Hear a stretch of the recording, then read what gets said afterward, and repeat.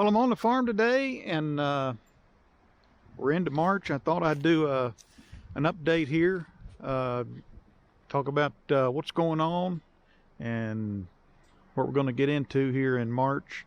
I think winter is losing its grip. It's in the 30s today. It's sunny. It's a really nice day. It's in the lower 30s, but we've had temperatures up to at least 65 degrees on this farm. So before I get going too far, let me talk here a little bit about the weather. And the wind's blowing a little bit, so if it's a little noisy, my apologies. The biggest thing on the weather is we have had the first winter, real hard winter that I can remember in a long time. And we've had cold temperatures, repeated snows, and rain on top of the snows. We've had flooding, and then as things started to melt, the ground became just a mud pie, and it's very difficult to get across this farm just without making a bunch of ruts, so we didn't. And you know, while I'm up here on the farm and I'm somewhat active, I'm not like working myself to death, because I'm somewhat limited with what I can do outside. And it's just now starting to warm up, and you know, up into the upper 40s and 50s. And I think, as I said earlier, we had one day where it was 65 degrees. So things ought to start moving pretty good here in the next week or so. In my last video, you saw I brought in another hay wagon frame, and I've got to get this off the trailer so I can do something with it. Still a lot of maintenance to do, and fluids to change, twine boxes to load. So that'll be happening here in the next few weeks. I got to dig out my fertilizer spreader. We'll be putting fertilizer down probably here in another week or two. Everything needs to be lubed, all the maintenance. My John Deere 5055D over there, I don't know if you can see it or not, having trouble getting it to start. I think there's a possibility the fuel shutoff solenoid might be bad, but I got to diagnose that. So aside from the weather holding things up, like some of the maintenance I've talked about, if you notice over here, pieces of firewood on this side, and a few pieces of brush over here. That stuff came off the trailer that I hauled that running gear, the hay wagon running gear on. So I'm down here in the low ground, and if you recall, I had cut these trees down here in the middle of this field. I don't know if you could see them. One of my boys gave me a hand with it. And so I got an excavator guy coming in. He's going to push that dead ash over, and then he's going to push these stumps out. I left the stumps high so he could get a bulldozer against it. I think he's going to use an excavator instead.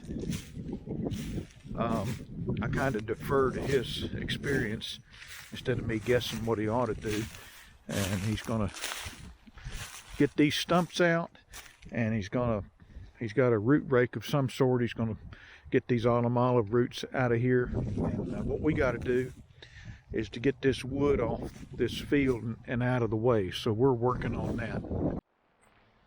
So right there's one of the trees that we cut, and there's another one right there. And we've pretty much cleared the wood out of here.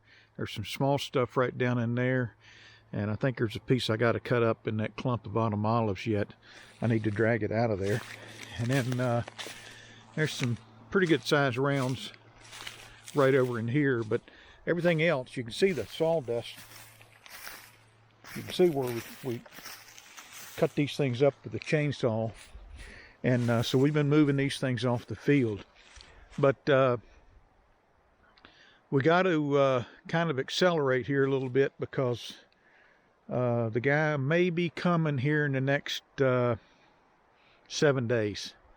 So if I'm anxious to get this cleared. The goal was to get these trees out of the field, because it was just all we were doing when we're in here haying is just zigzagging around trying to dodge these trees.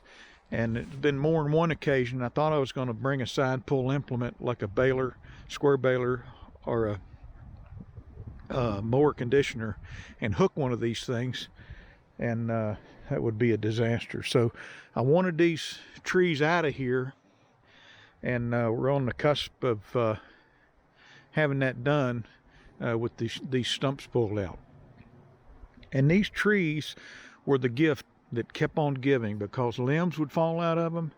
I'd come in here before I'd start cutting hay, and I mean the edge of the woods is one thing, but out in here is another. And like the day before I'd cut, there might be a hard wind, and then I'd come out here and be picking limbs up and things like that. So we're hoping to get this all cleared out, and in time for the grass to start growing back in. And we got to pick up all these limbs and stuff like that. So what are we doing with the wood?